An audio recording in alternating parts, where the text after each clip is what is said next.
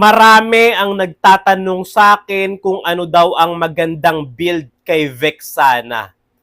Si Vexana ay isang napakalakas na mage pero kulang siya sa mobility.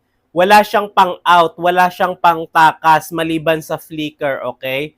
Si Vexana ay madali talaga hulihin at itong build ko ay talagang tamang-tama sa gameplay ni Vexana.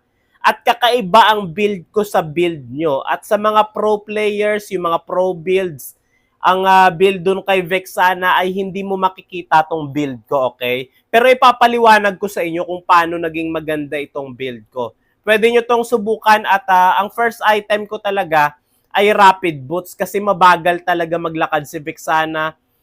Maganda yung Rapid Boots, pampabilis. At ang first item ko sa kanya ay Glowing Wand. Napakaganda ng Glowing Wand pang counter sa mga anti-heal, anti-sustain. At yung Glowing Wand kasi kapag naglapag ka ng first skill, second skill mo doon, ay napakasakit ng damage, okay?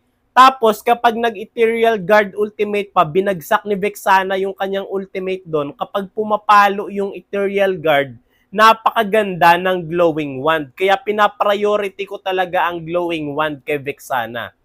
At yung third item ko, malamang hindi nyo to binibili kay Vexana, okay? Ito yung Fleeting Time. Ang Fleeting Time kasi, nagpapabilis siya ng cooldown ng ultimate kapag nakakakuha ka ng kill at assist, okay?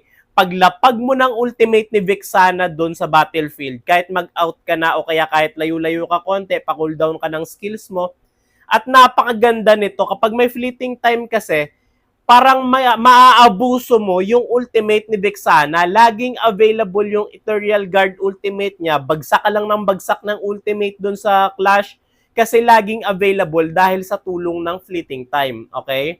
Tapos, ang third item ko, malamang hindi nyo rin binibili to, Blood Wings. Kasi yung Blood Wings may extra shield at movement speed kapag inaatake ka ng kalaban at nabasag yung shield.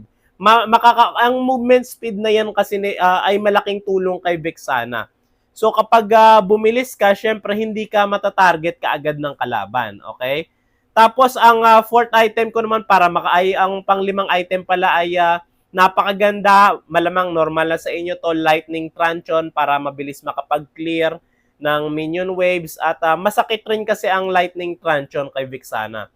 Tapos last item ko, Penetration Build na para nanunuot yung damage ni Vexana.